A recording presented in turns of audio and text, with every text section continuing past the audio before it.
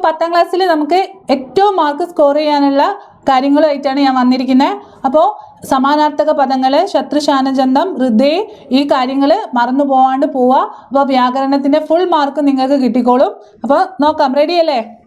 കാനനം, വനം, അരണ്യം, വിപിനം ഒക്കെ എഴുതാട്ടോ.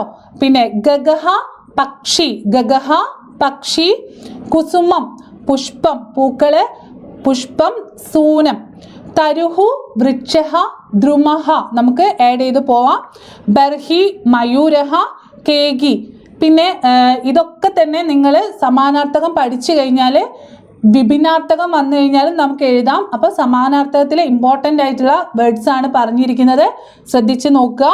ശാഖാമൃഗ, വാനരഹ, മർക്കടഹ, ധരി ഗുഹ, കന്ദരഹ, ബിലഹ, മഹീധരഹ, പർവ്വതഹ, അദ്രി, ഗിരി ഒക്കെ പറയാട്ടോ. അപ്പോൾ നിങ്ങളൊന്നും കൂടി പഠിക്കുക. കാനനം, വനം, അരണ്യം, ഗഗഹ പക്ഷി, കുസുമം പുഷ്പം, സൂനം, തരുഹു വൃക്ഷഹ, ദ്രുമഹ, ബർഹി മയൂരഹ, കേകി, ശാഖാമൃഗ, വാനരഹ, മർക്കടഹ, ധരി ഗുഹ, കന്ദരഹ, ബിലഹ, മഹീധരഹ, പർവ്വതഹ, അദ്രി. ശത്രുശാനജന്തം എന്തായാലും നിങ്ങൾക്ക് പരീക്ഷയ്ക്ക് ചോദിക്കുന്നതാണ്. ശത്രുപദം, ഷാനജ് പദം എന്ന് പറയുമ്പോൾ ശത്രുവിൽ നേൽ അവസാനിക്കുന്ന പദങ്ങളാണ് ശത്രുപദം. നമ്മൾ ശത്രു എന്ന് തന്നെ ഇങ്ങനെ ഓർത്ത് വെക്കുക. ശത്രുൻ അങ്ങനെ മനസ്സിന്ന് പതിഞ്ഞ് വെച്ച് കഴിഞ്ഞാൽ പിന്നെ മാറിപ്പോയില്ല. ശത്രും ഷാനജും മാറിപ്പോവരുത്, കാരണം തിരിഞ്ഞു പോവാൻ ചാൻസ് ഉണ്ട്. അതുകൊണ്ട് നിങ്ങൾ ശത്രു എന്ന് പഠിച്ചു വെക്കുക. നേൽ അവസാനിക്കുന്ന പദങ്ങൾ. ഷാനജ് പദത്തിൽ നാ എന്നുള്ള പദം അക്ഷരം പൂർണ്ണമായിട്ടുള്ളത് കൊണ്ട് തന്നെ നമുക്ക് എങ്ങനെ എഴുതാം? ഷാനജ് പദത്തിലൊക്കെ നഹായിൽ അവസാനിക്കുന്ന എന്നുള്ളത് അങ്ങനെ മൈൻഡ് സെറ്റാക്കി വെക്കുക. അപ്പോൾ പിന്നെ നമുക്ക് എളുപ്പമായിട്ട് കിട്ടും. പശ്യൻ നമ്മൾ നോക്കുക. ശത്രുപദങ്ങളിൽ ഏതൊക്കെ കുറേ ഉദാഹരണം തന്നിട്ടുണ്ട്. നമുക്ക് സെൻറ്റൻസ് തരികയാണ് ചെയ്യുക. ആ സെൻറ്റൻസിൽ പറഞ്ഞിരിക്കുന്ന ഓരോ വാക്കും കൃത്യമായിട്ട് വായിച്ചു നോക്കുക. നേൽ അവസാനിക്കുന്ന പദങ്ങൾ ശത്രുപദാണെന്നും നഹായിൽ അവസാനിക്കുന്ന പദങ്ങൾ ഷാനജ് പദാണെന്നും മനസ്സിലാക്കിയിട്ട് എഴുതുക കേട്ടോ. നോക്കുക. ശത്രന്ത, പശ്യൻ, കുർവൻ, ഇച്ഛൻ, ശൃണ്വൻ, പാഠയൻ. പശ്യൻ, കുർവൻ, ഇച്ഛൻ, ശൃണ്വൻ, പശ്യൻ, പാഠയൻ. നമുക്ക് ഈ പറഞ്ഞിരിക്കുന്ന അല്ലാതെ ഏത് ക്രിയാപദത്തെയും മാറ്റി എഴുതാം. അപ്പോൾ നേല് അവസാനിക്കണം എന്നുള്ളൂ കേട്ടോ. നേല് അവസാനിക്കുന്ന പദങ്ങൾ അങ്ങനെ ഓർത്ത് വയ്ക്കുക. പിന്നെ ഷാനജന്ത പദങ്ങൾ കമ്പമാനഹ, ആശംസമാനഹ, പചമാനഹ, യതമാനഹ, തപമാനഹ, മോദമാനഹ. കമ്പമാനഹ, ആശംസമാനഹ, യതമാനഹ, പചമാനഹ, മോദമാനഹ, തപമാനഹ. ക്രിയാപദങ്ങൾ ഏത് വേണേലും എടുക്കുക. നഹായിൽ അവസാനിക്കുന്ന ശത്രുപദം, ഷാനജ് പദം മാർക്ക് തെറ്റിപ്പോവരുത്. 2 മാർക്ക് നമുക്ക് സ്കോർ ചെയ്യാവുന്നതാണ്. പശ്യൻ, കമ്പമാനഹ. പശ്യൻ എന്ന് പറഞ്ഞാൽ ശത്രുപദം, കമ്പമാനഹ ഷാനജ് പദം. ഓക്കെ അല്ലേ? അപ്പോൾ റെഡി? എല്ലാവർക്കും കിട്ടുമെന്ന് വിചാരിക്കുന്നു. അടുത്ത നമുക്ക് വരുന്ന ഒരു വ്യാകരണ വിശേഷമാണ് ഹൃദയ ഉപയുജ്യാനി വാക്യാനി പൂരേതി. അപ്പോൾ പൂരേതു പറഞ്ഞു കഴിഞ്ഞാൽ നമുക്ക് എഴുതാൻ പറ്റണം. എന്താണ് ഹൃദയ എന്ന് പറഞ്ഞാൽ? എപ്പോഴും അതിൻ്റെ കൂടെ ഏത് വരും? നമ്മുടെ ഹൃദയ പറയുന്ന സമയത്ത് പഞ്ചമി വിഭക്തിയിലുള്ള വാക്കാണ് വരിക. നോക്കുക. ഉദ്യാനേ പാടലസ്യ ഹൃദയ സർവാണി പുഷ്പാണി സന്ധി. അപ്പം ഹൃദയയുടെ കൂടെ പാടലസ്യ വരുമ്പോൾ അല്ലെങ്കിൽ വേറെ ഏത് പദം വന്നാലും അത് തെറ്റാണ്. അപ്പം എങ്ങനെ വരണം? പാടലാത് ഹൃദയ. അപ്പം ആദ്യത്തെ നോക്കണ്ട, രണ്ടാമത്തത് ഹൃദയയുടെ കൂടെ പഞ്ചമി വിഭക്തിയിൽ അവസാനിക്കുന്ന പദങ്ങൾ എടുത്തെഴുതണം. വാട്ടികായാം രാമഃ ഹൃദയ സർവേ സന്ധി. വാട്ടികായാം രാമഃ എന്നുള്ളിടത്തിൽ അവിടെ എന്ത് വരും? രാമാത് ഹൃദയ സർവേ സന്ധി. ഗൃഹേ ബാലകഃ ഹൃദയ സർവേ സന്ധി. ബാലകഃ എന്നുള്ളിടത്തിൽ അവിടെ എന്ത് വരും? ബാലകാത്. ഗ്രാമേ പഠോലേന ഹൃദയ എന്ന് പറയുന്നിടത്തിൽ എന്ത് വരും? പഠോലാത്. വിദ്യാലയെ രഘുവംശഃ ഹൃദേ അന്യത് സർവമസ്തി. രഘുവംശത് എന്ന് പറയുന്ന രഘുവംശാത് കിട്ടുമല്ലോ. ഗ്രന്ഥാലയെ കുമാരസംഭവഃ ഹൃദേ അന്യത് സർവമസ്തി. അപ്പോൾ കുമാരസംഭവഃ കുമാരസംഭവാത്. ഏത് വന്നു കഴിഞ്ഞാലും നിങ്ങൾക്ക് എന്ത് തീല് അവസാനിപ്പിക്കുന്ന രീതിയിൽ മാറ്റി ചെയ്തട്ടോ. രാമാത്, ബാലകാത്, പഠോലാത്, രഘുവംശാത്. അപ്പൊ ഹൃദയ വന്നു കഴിഞ്ഞാൽ പഞ്ചമി വിഭക്തിയാണ്. നമ്മൾ മുന്നേ പഠിച്ച പരിതഹ വന്നു കഴിഞ്ഞാൽ ദ്വിതീയ വിഭക്തിയാണ്. അപ്പം അത് രണ്ടും അങ്ങോട്ടും ഇങ്ങോട്ടും മാറിപ്പോകരുത്. പരിതഹ രാമം, കൃഷ്ണം അങ്ങനെയാണ് വരിക. ഇത് ഹൃദയ വരുമ്പം എപ്പോഴും ഏതാണ് പഞ്ചമി വിഭക്തി. രാമാത്, കൃഷ്ണാത്, ബാലകാത്. ഓക്കെ. പിന്നെ നമുക്ക് എപ്പോഴും ചോദിക്കുന്ന സ്കിപ്പ് ചെയ്യാൻ പറ്റാത്തൊരു ക്വസ്റ്റ്യനാണ്. രണ്ടാമത്തെ ക്വസ്റ്റ്യനായിട്ട് എപ്പോഴും വരുന്നതാണ്, ഉറപ്പായ ക്വസ്റ്റ്യനാണ്. ത്വാന്തം, ലബന്ധം, തുമുനന്തം. ത്വാന്തം പദങ്ങൾ, തുമുനന്ത പദങ്ങൾ, ലബന്ധ പദങ്ങൾ. അപ്പോൾ അത് ഷഫിൾ ചെയ്ത് നമുക്ക് തരും. ത്വാന്ത ഏതാണ്, തുമുനന്ത ഏതാണ്, ലബന്ധ ഏതാണെന്ന് ആദ്യം ചേരുംപടി ചേർത്ത് എഴുതുക. ശേഷം എന്ത് ചെയ്യുക, കാക്കഗായിൽ ഓപ്ഷൻ തരുന്നതിൽ നോക്കിയിട്ട് ത്വാന്ത പദം ഏതാണ്, ലബന്ധ ഏതാണ്, തുമുനന്ത ഏതാണെന്ന് കറക്റ്റ് ചെയ്ത് എഴുതണം കേട്ടോ. അപ്പോൾ ത്വാന്ത പദങ്ങൾ കുറച്ച് ഞാൻ ഇവിടെ പരിചയപ്പെടുത്തി തരാം. അപ്പോൾ അത് ഉറപ്പിക്കുക, മനസ്സിരുത്തുക. പഠിത്വ, ലിഖിത്വ, ജ്ഞാത്വ, ഗത്വ, ഉഷിത്വ, പൃഷ്ട്വ.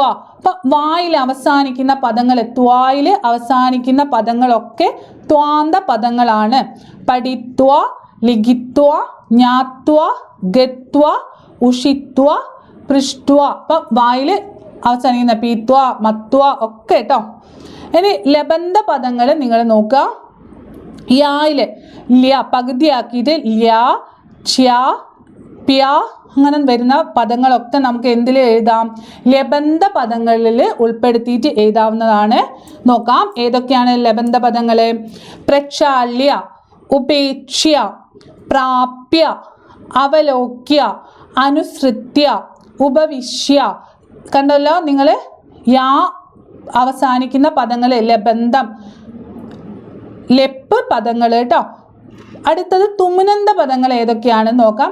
ഇത് ഇങ്ങനെയും പഠിച്ചിട്ട് കല ഓപ്ഷൻസ് കറക്റ്റ് ചെയ്ത് എഴുതണം. അപ്പോൾ കറക്റ്റ് ഓപ്ഷൻ ഏതാണെന്ന് സെലക്ട് ചെയ്യണം കേട്ടോ. തുമുനന്തം പഠിതും, വക്തും, തുമ്മിൽ അവസാനിക്കുന്ന കേട്ടോ. പഠിതും, വക്തും, ജ്ഞാതും, പ്രഷ്ടും, ലിഖിതും, ഉപവേഷ്ടും. അത് ഏത് പദം, ക്രിയാപദം നിങ്ങൾക്ക് തുമ്മിലും അവസാനിപ്പിക്കാം. പഠിതും, വക്തും, ലഘിതും, ജ്ഞാതും, ദ്രഷ്ടും എന്ത് വേണേലും കേട്ടോ. അപ്പോൾ അത് നിങ്ങൾ എന്ത് ചെയ്യുക, തുമുനന്തം എന്ന് പറഞ്ഞാൽ എന്താണെന്ന് ക്ലിയർ ആയില്ലേ. അപ്പോൾ ത്വാന്തം, ലബന്ധം, തുമുനന്തം.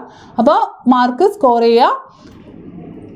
ഇനി നമുക്ക് ഇതിനകത്ത് ഏറ്റവും ഇമ്പോർട്ടൻ്റ് ആയിട്ട് നമുക്ക് വനസംരക്ഷണത്തെക്കുറിച്ച് എസ്സേ ചോദിക്കാം. പഞ്ചമഹാകാവ്യങ്ങൾ ഓപ്ഷനായിട്ട് ചിലപ്പോൾ ചോദിക്കാം. പിന്നെ നമുക്ക് ഹോർത്തൂസ് മലബാറിക്കസ്, നമ്മളെ ഔഷധ സസ്യങ്ങളെ കുറിച്ചിട്ടുള്ള ഒരു പാരഗ്രാഫ് എന്തായാലും ചോദിക്കും. ജീവനചരിത്രം ചോദിക്കും. അപ്പോൾ അതൊക്കെ നമ്മൾ മുന്നേ ഡിസ്കസ് ചെയ്തതാണ്. അപ്പോൾ ഹോർത്തൂസ് മലബാറിക്കസിനെ കുറിച്ച് ഒരു ഷോർട്ട് നോട്ടാണ് ഇപ്പം നിങ്ങൾക്ക് പറഞ്ഞു തരുന്നത്. ശ്രദ്ധിക്കുക, വായിച്ചു തരാം. അപ്പോൾ നമുക്ക് തന്നിരിക്കുന്ന സൂചനകൾ വെച്ചിട്ട് ആ സൂചനകളൊക്കെ ഉൾപ്പെടുത്തിയിട്ട് വേണം നമ്മളൊരു ഷോർട്ട് നോട്ട് എഴുതുന്ന സമയത്ത് ഉൾപ്പെടുത്തണം. അതിൻ്റെ ഇൻട്രോയും വേണം, കൺക്ലൂഷനും വേണം കേട്ടോ. പിന്നെ അതിൻ്റെ കണ്ടന്റ് ഉള്ളിൽ ഉണ്ടായിരിക്കുകയും വേണം. അപ്പോൾ ഒന്ന് നോക്കാം. ഹോർത്തൂസ് മലബാറിക്കസ് അസ്മാൻ പരിതഃ ബഹൂനി ഔഷധ സസ്യാനി വിരാജന്തേ. നമ്മുടെ പരിസരത്ത് ഒരുപാട് ഔഷധ സസ്യങ്ങളുണ്ട്. അപ്പോൾ ഇതിനകത്ത് മുന്നേ കൊടുത്തിരിക്കുന്ന സൂചനാനുസാരം ലഘുടിപ്പണി പറഞ്ഞിട്ടുണ്ട്. അതിൽ ഹെൻറിക് വാൻഡ്രീഡ് ഉൾപ്പെടണം.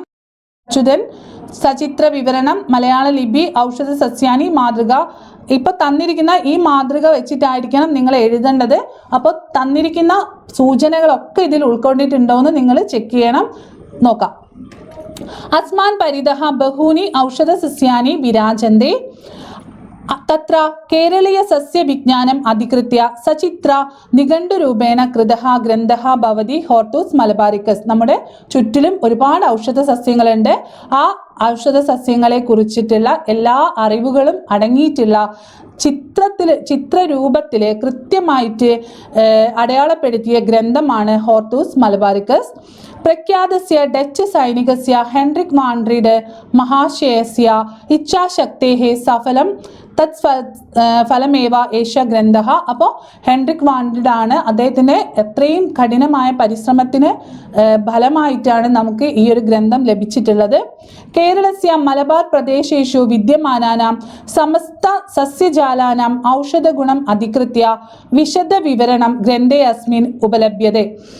മലബാർ പ്രദേശത്തുള്ള എല്ലാതരം സസ്യങ്ങളെ കുറിച്ചുമുള്ള അത്രയും ഡീപ്പായിട്ടുള്ള വിവരണമാണ് അതിൽ കൊടുത്തിരിക്കുന്നത്.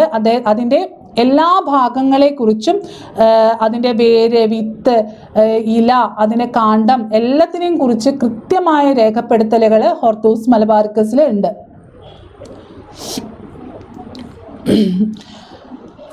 തദർത്ഥം ഇട്ടി അച്യുത സദൃശാനാം കേശാഞ്ചന കേരളീയ പണ്ഡിതാനാം സഹായേന സസ്യ സമാഹരണം കൃതവാൻ. അദ്ദേഹം ഇത് ഒറ്റയ്ക്ക് ചെയ്തതല്ല, കുറേ വൈദ്യന്മാരുടെയും സഹായത്തോടു കൂടിയാണ് ഇത് ചെയ്തിരിക്കുന്നത്. ഇട്ടി അച്യുതൻ വൈദ്യർ അദ്ദേഹത്തെ ഒരുപാട് സഹായിച്ചിട്ടുണ്ട്.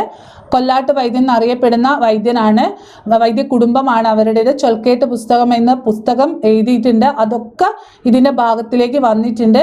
പിന്നെ വിനായക പണ്ഡിറ്റ്, അങ്ങനെ കുറേ ആളുകൾ ഇതിനു വേണ്ടി വേറെയും സഹായിച്ചിട്ടുണ്ട്.